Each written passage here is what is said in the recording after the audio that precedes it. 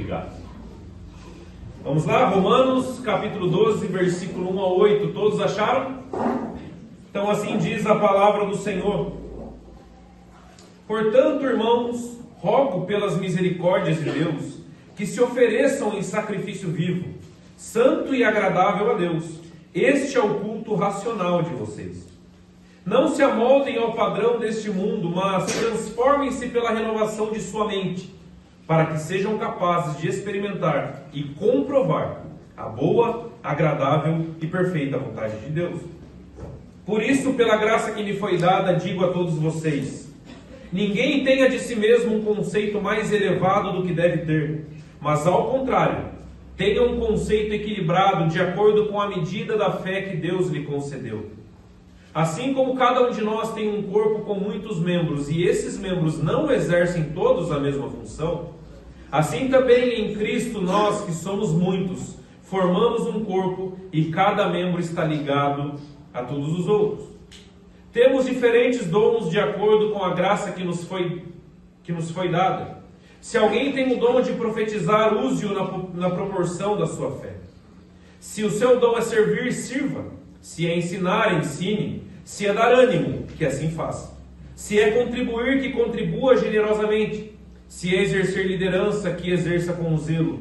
E se é mostrar misericórdia, que faça com alegria. Vamos orar mais uma vez? Senhor, muito obrigado, Deus, por este culto abençoado. Obrigado porque o Senhor nos trouxe aqui nesta noite. Não por acaso, pois o Senhor não faz nada sem um motivo ou um propósito. O Senhor nos trouxe aqui, Pai, para que nós possamos ouvir essa mensagem e que nós possamos nos oferecer como sacrifícios vivos ao Senhor. Que o Senhor use minha boca essa noite, Pai, para dizer apenas o que o Senhor quer que seja dito. Pois eu não tenho a capacidade, Pai, de transformar a vida de ninguém, mas a Tua palavra, ela transforma pessoas em sacrifícios vivos.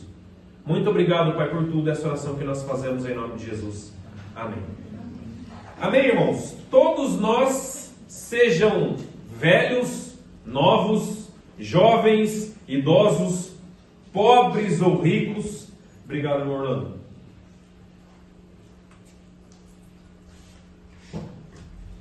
Ímpios, crentes, qualquer tipo de pessoa, qualquer grupo de pessoa, todos nós temos uma característica em comum. Todos nós somos influenciados. Todos nós somos seres influenciáveis. Quer por coisas boas, quer por coisas nem tão boas assim. Em 1 Coríntios 15:33, o mesmo apóstolo Paulo diz que as más amizades, elas corrompem os bons costumes exatamente porque a palavra do Senhor sabe que todos nós aqui somos altamente influenciáveis.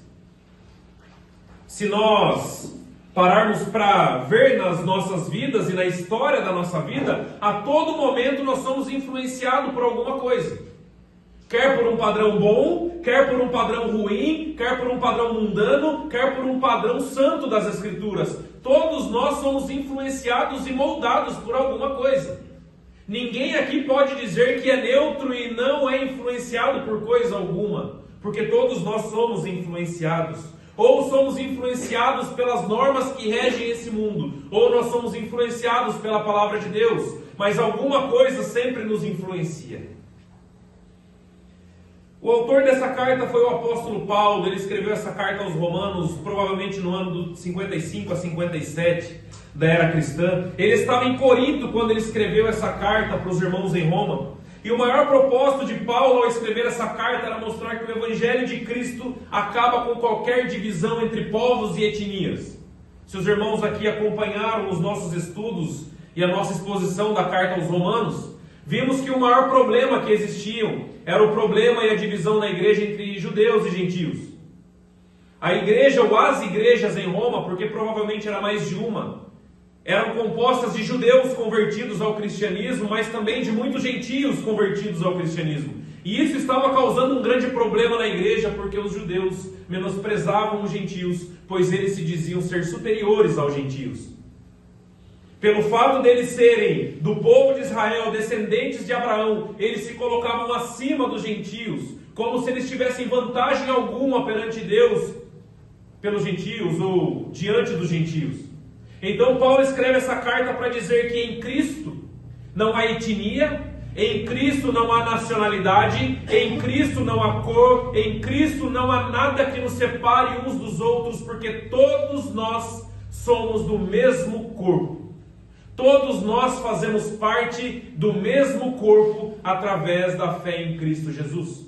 Não há separação entre judeus, gentios, pobres, ricos, negros, brancos. O mundo faz segregação de muitas coisas, mas no Evangelho não.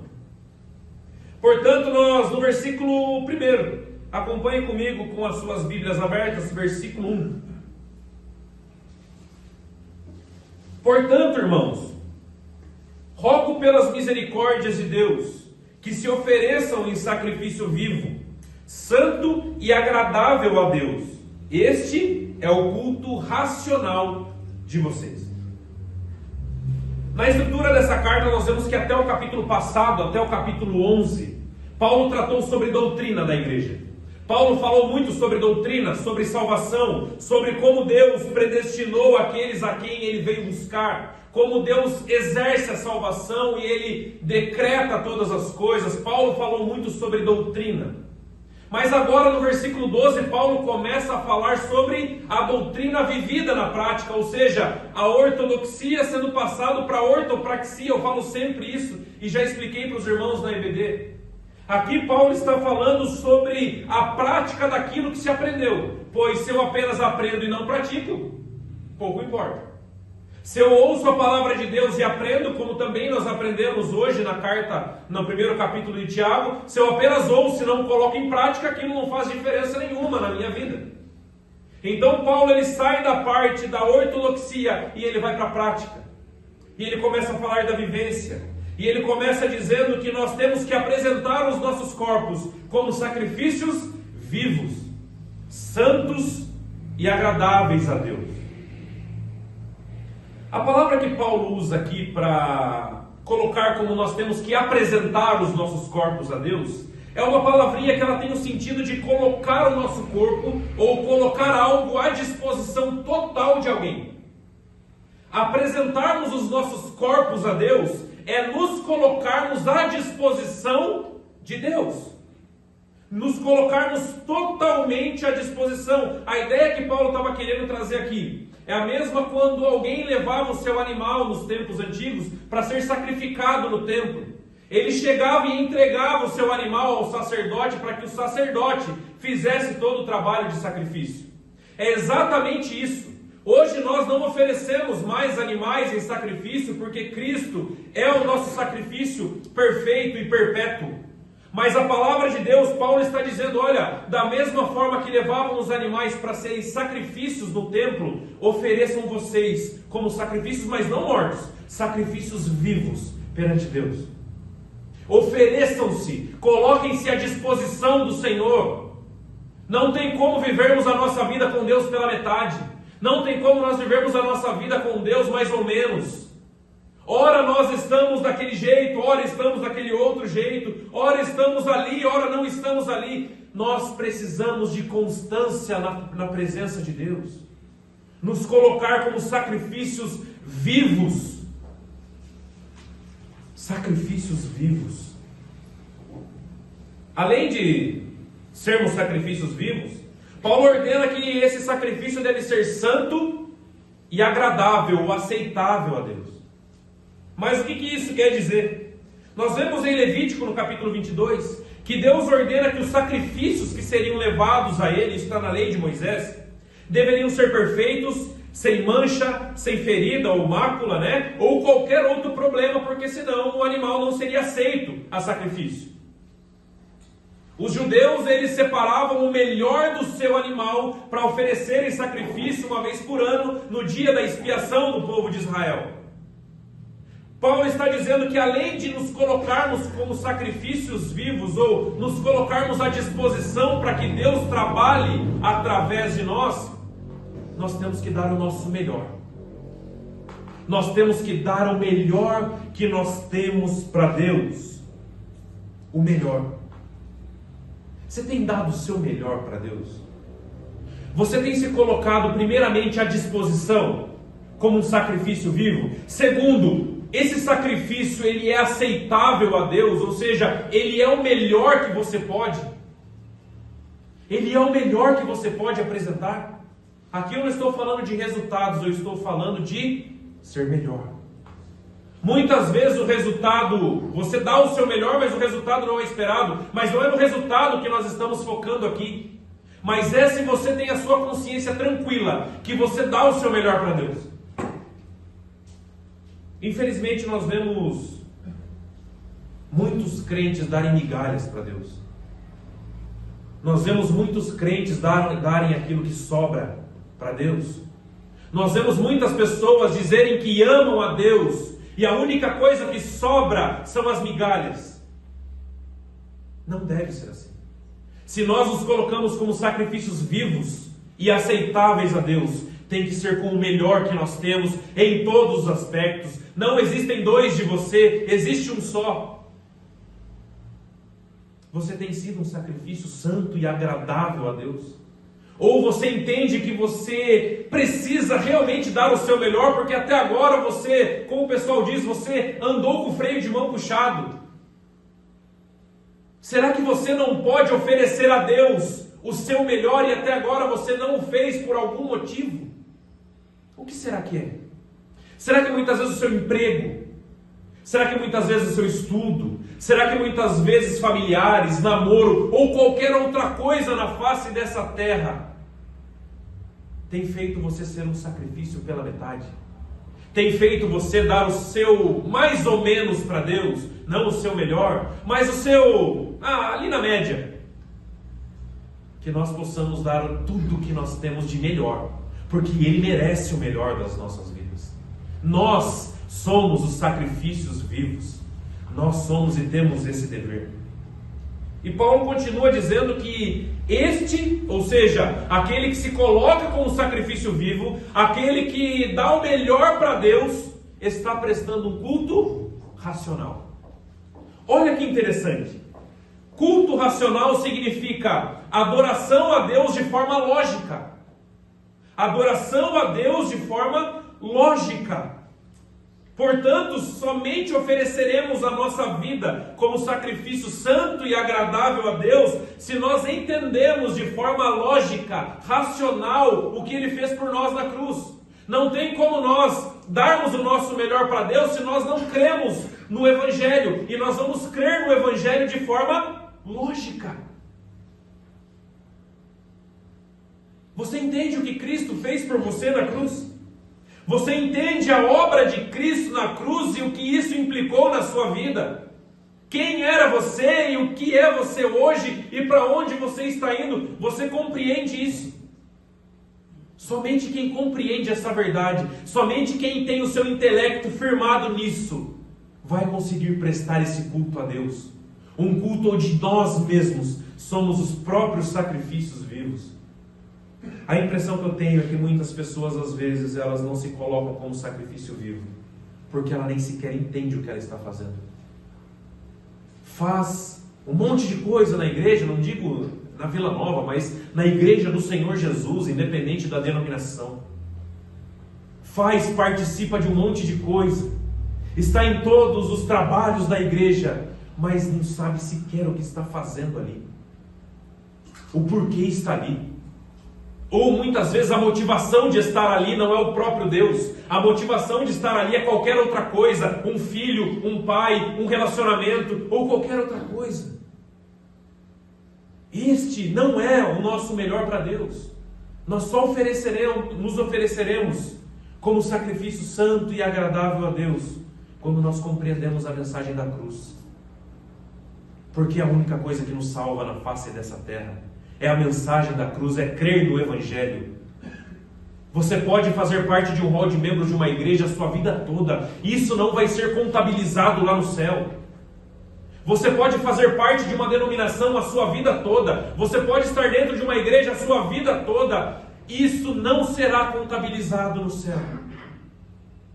A única coisa que será levada em consideração naquele dia é se você realmente crê ou não. E a Deus ninguém engana. Certa vez, quando Jesus estava sendo crucificado, o ladrão que estava ao seu lado direito creu. Este rapaz não teve a oportunidade de se batizar.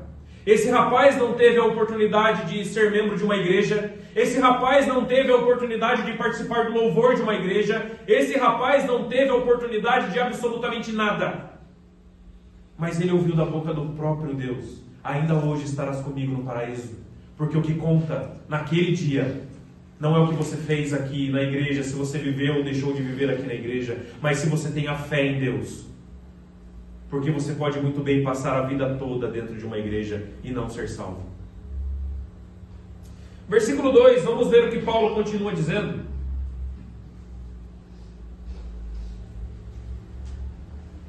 Não se amoldem ao padrão deste mundo, mas transformem-se pela renovação de sua mente, para que sejam capazes de experimentar e comprovar a boa, agradável e perfeita vontade de Deus. Após dizer que nós temos que ser sacrifícios vivos, santos e agradáveis a Deus, porque esse é o nosso culto racional, Paulo então começa a dizer como de fato nós fazemos isso. Como de fato eu posso me oferecer como um sacrifício vivo? Como de fato eu posso oferecer o meu melhor para Deus? Paulo aqui ele deu a ideia, agora ele explica como fazer. E ele diz que nós não temos, a primeira coisa, nos conformar ou nos amoldar com este mundo. Não se amoldem ao padrão deste mundo. Essa palavra amoldar ou conformar que é a ideia de um metal que ele é colocado numa forma e ele vira uma peça. Seus irmãos já viram a produção de muitas e muitas peças de alumínio e ferro e qualquer outro metal. Elas têm vários tamanhos, vários desenhos e todas elas têm uma forma. Quem já trabalhou em fundição aqui sabe o que eu estou dizendo. Eu já trabalhei. É a mesma ideia do metal derretido que entra na forma para ser moldado, para tomar a forma daquela forma. É exatamente isso. Então Paulo diz: vocês não podem ser assim. Vocês não podem tomar a forma do mundo. Vocês não podem ser conformados a este mundo. Vocês não devem viver assim. Interessante que ele diz: não se amoldem a este mundo. Só que o mundo no grego aqui não é o famoso cosmos, mas é aion, que significa geração.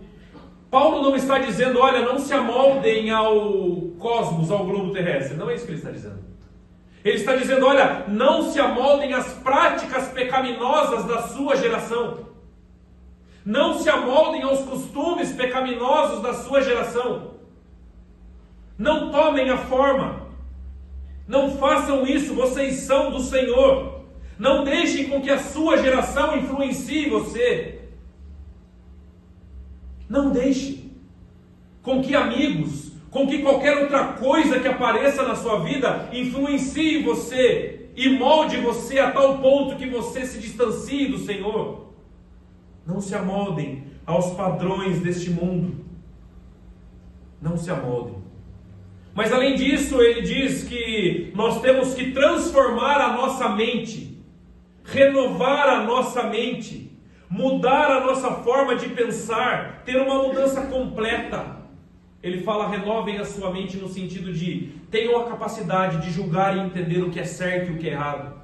Você já conhece aquela pessoa que ela aceita tudo que dizem para ela, se é certo ela diz amém, se é errado ela diz amém, mas ela nunca tem a capacidade de questionar se aquilo é certo e errado e por que é certo ou errado, porque quem criou isso, quem inventou?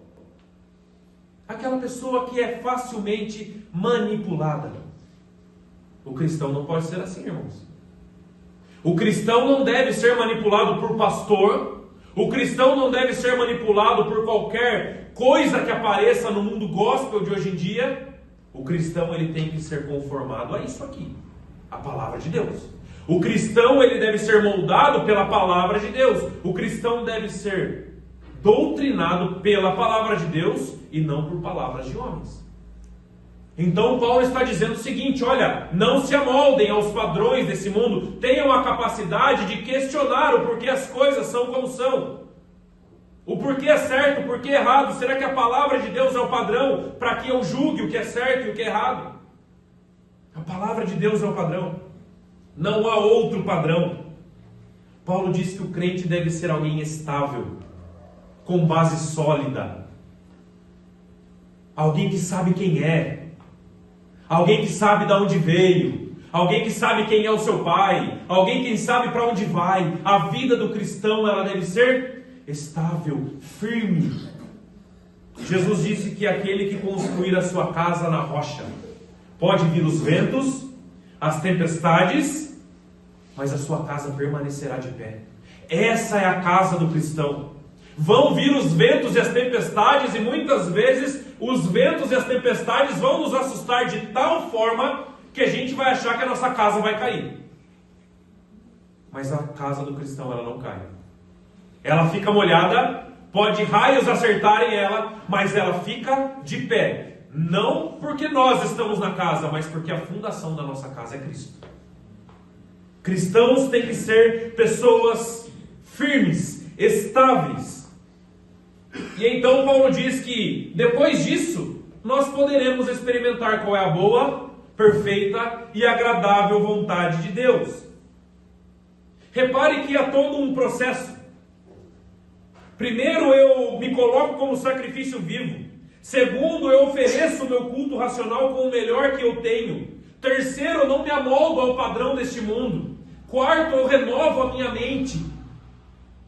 E quinto, daí sim, eu estarei apto para experimentar qual é a boa, perfeita e agradável vontade de Deus. A palavra que Paulo usa para experimentar a vontade de Deus é no sentido de testar algo, ver se aquilo é verdadeiro ou falso. Olha, só então, essa vontade de Deus que todos nós falamos, só então vocês poderão testar na prática se é verdade. Sabe o que é incrível, irmãos, em Deus? Que Ele se prova. Ele se prova a todos os momentos e Ele pede para fazer prova dele para ver se ele é de verdade ou não. Um Deus verdadeiro. Um Deus que é Deus e não foge. Um Deus presente. Só então, quando nós nos colocamos como sacrifícios vivos, nós poderemos experimentar a boa, agradável e perfeita vontade de Deus. E você vai ver como isso é real. E você vai ver como isso é de verdade. Não é uma história que te contaram na EBD. Não é uma coisa que falaram para você quando você se converteu. É de verdade. Não é um clichê, porque é um dos versículos mais famosos, talvez, de toda a Bíblia. A boa, perfeita e agradável vontade de Deus, mas é real. A grande questão é que nós nem sequer nos colocamos como sacrifício vivo e agradável a Deus. E nós já queremos experimentar a vontade de Deus, e não é dessa forma que as coisas funcionam.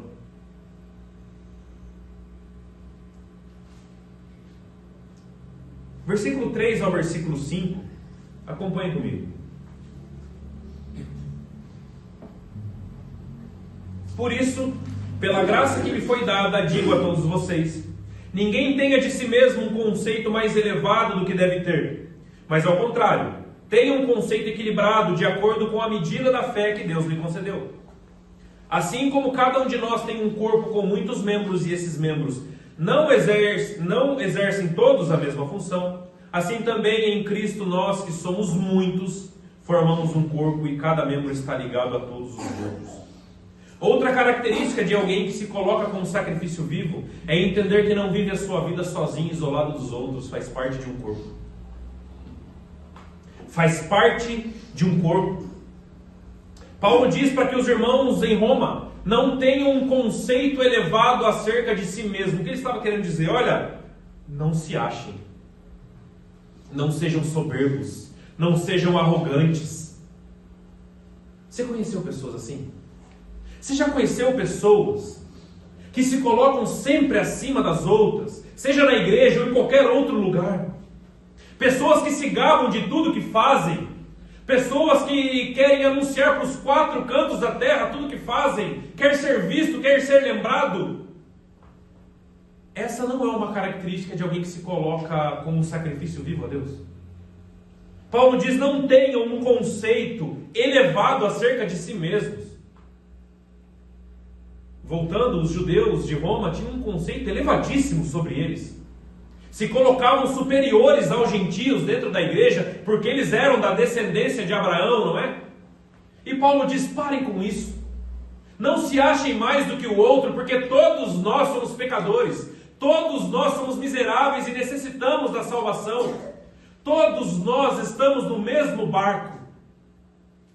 Portanto, se você sabe fazer A, B, C, D, se você sabe fazer qualquer coisa, seja ela visível ou não visível, sirva a Deus com o melhor que você tem, mas não se ache, por favor. Porque assim nós quebraremos a comunhão entre os irmãos. Assim nós quebraremos essa comunhão. Nós somos todos um corpo. A mão e o pé têm funções diferentes, mas eles são importantes para o funcionamento de todo o resto. O ouvido, o nariz, eles também têm funções diferentes, mas não deixam de ser menos ou mais importantes do que o outro. Nem todos nós fomos chamados para ter o mesmo dom, para praticar as mesmas coisas. A Bíblia diz sobre a multiforme graça, ou seja, onde o Espírito Santo derrama sobre a igreja vários dons, para que o corpo de Cristo não tenha só pé ou só mão, para que ele seja completo. E qual é a sua função nesse corpo? Seja a sua função ser mão, pé ou qualquer outra coisa, exerça com o melhor que você tem, mas não menospreze. Se você é pé, não menospreze a mão. Se você é mão, não menospreze o pé, porque todos nós estamos ligados no mesmo corpo. Eu sempre digo, se você fica doente, se você quebra a sua mão, todo o corpo vai com você para o hospital, você deixa o resto em casa e só vai com a mão. Todo o corpo sofre junto, todo o corpo vai junto, porque faz tudo, estão todos ligados um ao outro. Assim somos nós. Assim somos nós que fomos adotados como filhos de Deus. Todos nós estávamos caminhando para o inferno, mas Ele nos adotou como filhos. Ele nos adotou como filhos. E aonde está a nossa glória nisso? Nenhuma. E aonde estão nossas capacidades e o nosso merecimento nisso? Em nenhum lugar. É tudo graça. Todos nós aqui somos portadores da graça de Deus e ninguém é melhor que ninguém. Por isso, irmãos, eu vejo que dentro da igreja não deveria ter espaço para arrogância e prepotência. Dentro da igreja não deveria ter espaço para pessoas menosprezando as outras porque fazem coisas que o outro talvez não consiga fazer. Paulo chama a tais pessoas como crianças na fé. Como crianças na fé. Então ele diz que todos nós somos importantes na mesma proporção. Exerça o seu dom com o melhor que você pode. Se ofereça em sacrifício vivo. E o outro faça o mesmo. E o outro também faça o mesmo. E não menospreze uns aos outros por isso. Vamos caminhar para o final, versículo 6 ao versículo 8. Agora Paulo vai falar sobre os dons.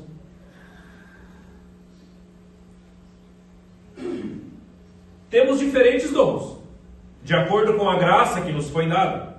Se alguém tem o dom de profetizar, use-a na proporção da sua fé. Se o seu dom é servir, sirva. Se é ensinar, ensine. Se é dar ânimo, que assim faça. Se é contribuir, que contribua generosamente. Se é exercer liderança, que exerça com zelo. E se é mostrar misericórdia, que faça com alegria. Paulo então ele começa a falar sobre os dons, os diferentes tipos de dons. Já que somos um corpo, e o corpo é completo porque existem vários dons, Paulo ele não cita todos aqui, tá? É importante entender que Paulo não citou todos os dons aqui. Tem dons que ele cita lá em Corinto que não está presente aqui, mas apenas ele estava dando aqui um exemplo para que os irmãos em Roma entendessem melhor a sua mensagem. E ele fala sobre o dom de profecia. Irmãos, nós temos que diferenciar algumas coisas. Hoje não existem mais profetas. Os profetas não existem mais. Existe o dom de profecia, que é totalmente diferente do ofício de profeta. O profeta como ofício do Antigo Testamento não existe mais. E o porquê não existe mais? Porque para o ofício de profeta do Antigo Testamento, como funcionava? Deus falava diretamente com a pessoa. O próprio Deus falava diretamente com Isaías, com Malaquias, com Oséias, com Jeremias. Hoje não existe mais nenhuma revelação fora da Bíblia. Por isso que hoje ninguém mais vai receber uma profetada ou uma mensagem da parte de Deus diferente do que está na palavra de Deus. Porque a palavra de Deus é a revelação escrita. E não há revelação fora da Bíblia. Então Paulo diz, olha, o dom de profecia, ele é pregar a palavra de Deus, é exatamente o que eu estou fazendo aqui, e tantos outros pastores e tantos outros irmãos que pregam em púlpito fazem. O dom de profecia é o proferir aquilo que já está escrito acerca da revelação de Deus. Isso é o dom de profecia. O dom do... Agora ele fala sobre o dom de servir. Aqui Paulo está se referindo àquelas pessoas. Você já conheceu aquela pessoa que ela quer servir? Não importa se é ali, se é aqui, se é lá, o horário, o dia da semana, ela tem prazer em estar ajudando em todos os lugares. Essa pessoa ela tem o dom de servir onde quer que seja, e muitas vezes nem precisamos pedir. E muitas vezes nem precisamos pedir, olha, estamos precisando disso ou daquilo. A própria pessoa se coloca à disposição, ela tem o dom em contribuir em todas as áreas. É o dom de servir. O dom de ensino aqui entra o discipulado. Não apenas como um professor de EBD ou alguém que tem a capacidade de passar o ensino ao outro, mas aquela pessoa que caminha com o outro ensinando no dia a dia. Aquela pessoa que se preocupa em ensinar com a sua própria vida. A sua própria vida é uma lição. Esse é o dom de ensinar. O dom de ânimo. Você já conheceu alguém que tem o dom de animar os outros? Às vezes a pessoa está tão desanimada, a pessoa está numa situação tão terrível, e chega um irmão que coloca essa pessoa para cima, coloca essa pessoa com um ânimo novamente renovado. Você já conheceu alguém assim? Eu já conheci. É incrível. Aqui a questão do ânimo é mais voltado para exortação. Exortação é conforto. Você conhece alguém que tem essa capacidade de colocar os outros novamente para cima, com um ânimo novo? É um dom. Se você tem esse dom, faça esse dom, porque muita gente está precisando disso. Dom da contribuição. Aqui Paulo não está falando sobre, olha, só quem tem o dom da contribuição é dizimista, tá, gente? O dízimo ele é para todos. Aqui ele está falando sobre aqueles que são desapegados dos seus bens, seja bens materiais ou qualquer outra coisa. O prazer dele é contribuir e retribuir para os outros, repartir com os outros. Esse é o prazer da pessoa. Seja o que for, seja dinheiro, carona, alimentos, roupas, qualquer coisa. Tem o prazer de repartir o que é seu com o outro. É o dom da contribuição. Isso é um dom. Dom da liderança. Esse dom está ligado em assumir responsabilidades. Detalhe, liderança não é cargo, tá, gente? Tem muitos líderes que não têm o dom de liderança. Liderança não é cargo. Liderança é colocar à disposição para assumir as responsabilidades que muitas vezes outros não querem assumir. Se você tem esse dom, exerça. O dom da misericórdia. Misericórdia no grego significa levar ajuda ao necessitado ou miserável. Aquela pessoa que percebe que alguém está passando por algum problema, está necessitando de alguma coisa e prontamente se coloca à disposição para saciar essa necessidade do irmão. Você entende como a igreja ela é completa? Se todos apenas tivessem o dom da misericórdia, aonde estaria o ensino da igreja? Mas se todos tivessem o dom de profetizar, aonde estaria aquele que ajuda os necessitados? Todos nós fazemos parte do mesmo corpo e precisamos uns dos outros. Todos nós. Aí eu pergunto para você essa noite. Você sabia que você tem um dom, não é? Ninguém que creu em Jesus Cristo como seu único e suficiente Salvador é desprovido de dom. Pelo menos um dom você tem. Tem alguns que têm 2 ou 3. Mas pelo menos um dom você tem. Você já identificou qual é o seu dom e o seu papel no reino de Deus? Porque Deus te chamou por um propósito. Deus não te chamou apenas para você assistir cultos. Deus te chamou para que você se ofereça como sacrifício vivo na obra dele. É essa a vontade de Deus para você. E qual é o seu dom? Você se identificou com alguma coisa que foi falado aqui? Você se identificou? O seu dom está... Você sabe qual é o seu dom? E se você já descobriu o seu dom, por que você não tem exercido o seu dom? O porquê você não tem colocado a sua vida como sacrifício vivo, santo e agradável a Deus? O que está acontecendo? Que você está enterrando o seu talento? O que está acontecendo que até agora você não se colocou à disposição de Deus para usar um dom que Ele mesmo te deu? Que não é para você guardar no bolso, é para você trabalhar para Ele. Talvez você diga que não tem tempo, talvez você diga que a sua vida é tão corrida que você nem sequer tem um momento ali para você dedicar o seu dom a Deus. Talvez você simplesmente está se omitindo por algum motivo, por vergonha, ou por preguiça, ou por qualquer outra coisa. Eu não sei qual é o motivo. Eu só posso dizer para você, omissão também é pecado. Deus te deu um dom para que você use esse dom, não para que você esconda ele. Você tem muito a contribuir na obra de Deus. Você tem muito a agregar na obra de Deus. Precisamos de mais pessoas trabalhando, mais pessoas colocando seus dons à disposição da obra do Senhor. É assim que a Igreja de Cristo cresceu nos últimos 2000 anos. Pessoas se colocando à disposição todos os dias para serem sacrifícios vivos, santos e agradáveis a Deus.